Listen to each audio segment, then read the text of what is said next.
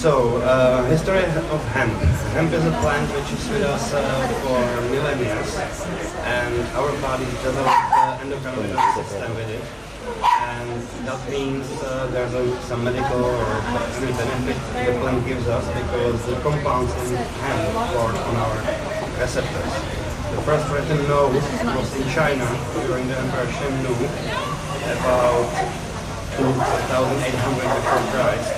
And other findings are 2000 before Christ in India's religious use and in Emperor Vojtech 1500 before Christ. As well, there's loads of mentions of Egypt, Persia, Azerbaijan, Greece, Israel, Palestine, and all of Arabic countries where plant was used as well as a medicine and in religious ceremonies. Herodotus mentions the hemp plant as well, and that's the 500 years before Christ when he was alive, and it's the histories of the known war he was describing, which are reaching about 3,000 years more into the past. In the UK, the fiber of hemp was used from 4th century, and from 11th century there was an old English herbarium where hemp was described. In Mexico, 16th century, and in Ireland then, in end of the 19th century, Dr. O'Shaughnessy started researching medicinal use of cannabis. And part of this era were Smith brothers in Edinburgh, who were the first ones to introduce cannabis tinctures into the sale, because there was no doctors, no licenses for stuff like that.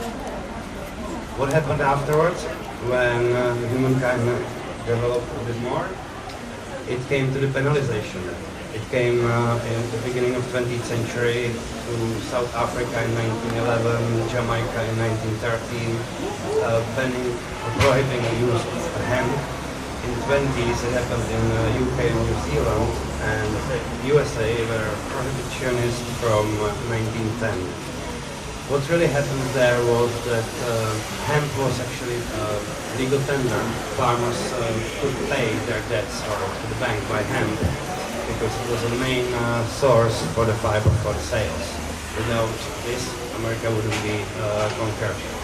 And in 1917, somebody discovered a machine to crush the stems, and from that easily separate the fiber and the leftover, which can be used to make a paper. Because hemp is more sustainable than paper, it's easy, was easy at the time to harvest. They found out the paper from it is way cheaper, more durable and all this. And one of the magnates who was supplying paper into the print industry just started investing his money into the propaganda, which turned out against the reefer, against the devil plants, and all this, and started the hemp prohibition.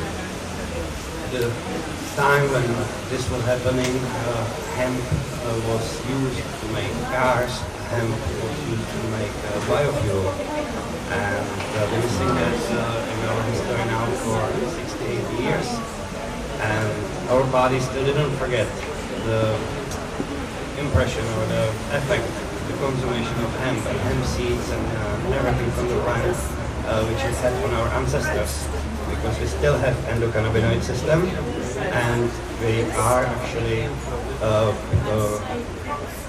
between the mammals, we are the animals as well, which will benefit from any use of hemp, either if it's just the hemp flour biscuits, or if it's the CBD or so on, or if it's the full spectrum oil.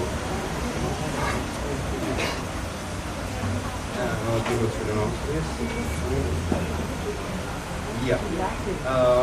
No, the medical research properly started in the 60s, and the biggest person who discovered cannabis, who synthesized cannabis in 64, was Dr. Raphael Meshulam, who is now leading the clinical researches in Israel and over one clinic is private clinic. It's hard to get there. It costs loads of money, and I can say that I don't agree with that. Where to get a treatment with the cannabis, with the newest medical knowledge, we should be paying huge amounts of money for the clinic.